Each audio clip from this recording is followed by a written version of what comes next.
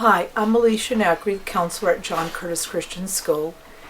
And one of the things that I spend a lot of time with is working with the 10th, 11th, and 12th graders on the college application process, as well as scholarships and financial aid.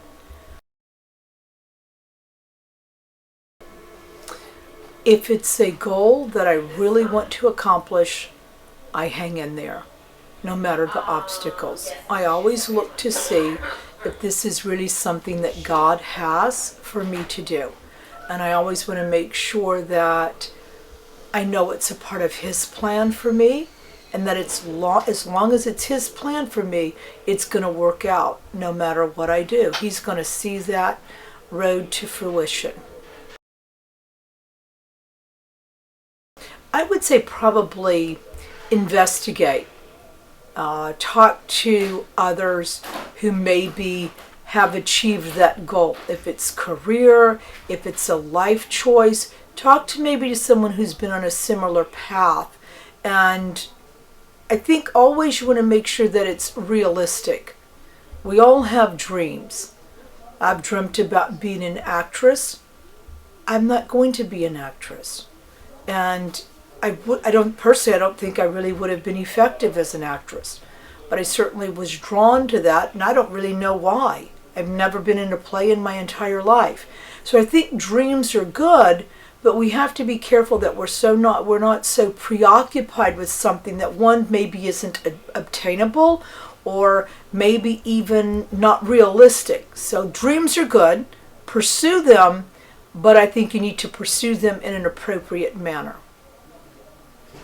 Hi, I'm J.T. Curtis, the head of schools, John Curtis Christian School. Well, first of all, it's not easy to do. It's a process, and I think that you have to learn through your experiences as a young person, as you grow, as you mature. When you're 10, 11, 12, 13, you begin to experience difficulties in life. Difficulties in your athletics, difficulties in your academics, whatever it might be, and you have to begin to train yourself to persevere through those things and not allow the circumstance to control you, but you control your circumstance by seeking good advice, by going to people that can help you, staying encouraged with people that are going to encourage you. You know, the old saying, birds of a feather flock together. And if you hang around people that are negative and people that are always crying about what they can't do, rather than finding ways to do, then you'll find yourself falling into that same trap.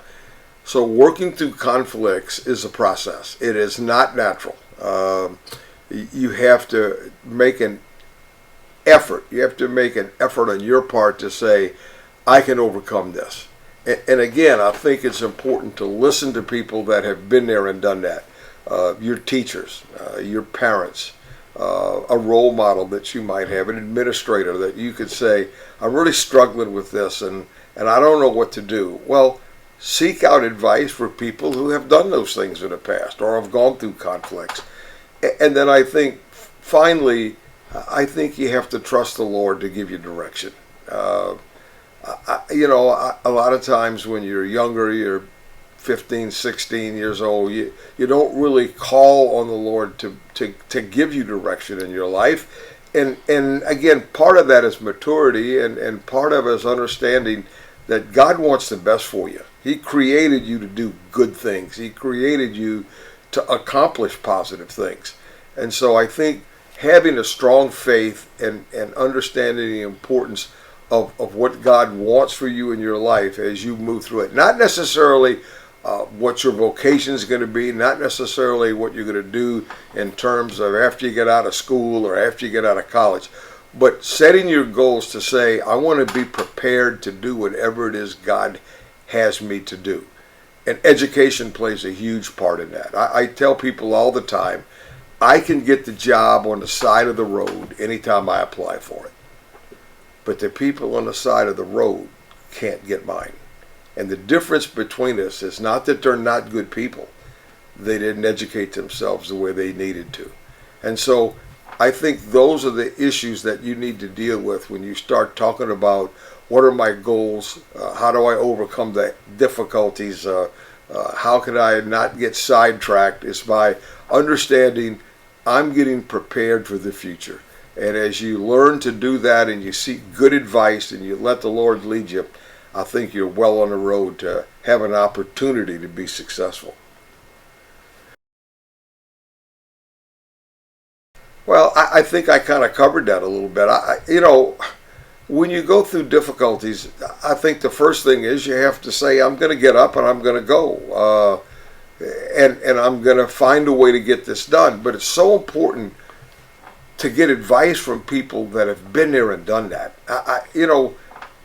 Who you trust is vitally important. And I say that even about myself at this stage of life for me. You've got to know who that you can go to get good advice, to people that you can trust, that you can, even though you don't understand, maybe you're going to say, you know what, this is what you say I need to do, then I'm going to do that. Again, I think understanding your parents as an example. I know they say things sometimes you don't want to hear. I get that. Mine certainly did, and I certainly did. But your parents are not going to tell you wrong. You might not like what they say, but they're not going to tell you wrong. And what we hope is that as you go to school, you learn to trust your teachers, your administrators, people that you can go to, your pastor, your priest, a person in the community who has been successful. If you go to those people and be encouraged by them and say to yourself, if they can do it, I can do it. If they can do it, I can do it. And get up every day with a positive attitude and say, I'm going to be an overcomer. You can't allow, again, the circumstances to control you. Learn to overcome the circumstances by your commitment, your hard work, the way you handle your business in terms of getting good advice, and again, letting the Lord lead you in a direction that He wants you to go. And there's got to be anything negative about that. So I think to understand the importance of getting up when you get knocked down and not getting discouraged and getting around people that are going to be positive go a long, long way to helping you do the same thing. Hi, my name is Ms. Muller. I am the Science Department Chair here at Curtis, and I teach juniors and seniors chemistry and physics. So one dream that I had in my life was to become a published author. And as a full-time teacher and a mom and a pastor's wife, there just wasn't a whole lot of time to pursue that dream. So I ended up telling friends and family who kind of helped support me and give me encouragement and sort of help pave the way so that I had the time and the space and the resources to do that. And now I am a published author, and I have a children's book that's available all over the place. I think one of the most important things you can do when you have a goal in mind is let the people who are close to you, the people who care about you, know about it, because then they can give you the support that you need whenever you are struggling. They can encourage you whenever you're facing those challenges, and they can hold you accountable whenever you're distracted to make sure that you have some external accountability for reaching your goals. Matthew Weaver, and I teach 7th grade English, philosophy for high school, and do things with chapel and FCA here, and also coach the golf team. And I think about multiple things throughout my journey the past 10 years that I pursued in a career setting that I might be interested in doing, like different opportunities with different ministry things, putting myself out there a little bit and thinking, man, I would really enjoy this. And there's been opportunities that I've pursued and it didn't happen.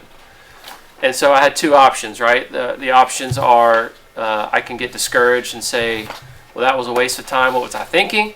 Or I could have said, okay, maybe God did not want me to take that opportunity. Whether that was doing something with the church or an event or partnering with another ministry, doing something that I thought would be exciting. There's been times where I've reached out about it and they said, no, we don't think that's what we're thinking. And I think God has taught me, number one, that disappointment can often mean God's closing that door, and God knows something better for me. But also, I learn a lesson through it, and I learned that courage and putting myself out there teaches me something about myself and gives me strength to take a step and trust God with the results. And so that's the first thing, is that when I've put myself out there and it just hasn't worked out, whatever that may be in my career, I've learned something through it. And God has always led me to something different and better for me, on a different opportunity that He wanted me to take. So this is my first year being full-time working in a school.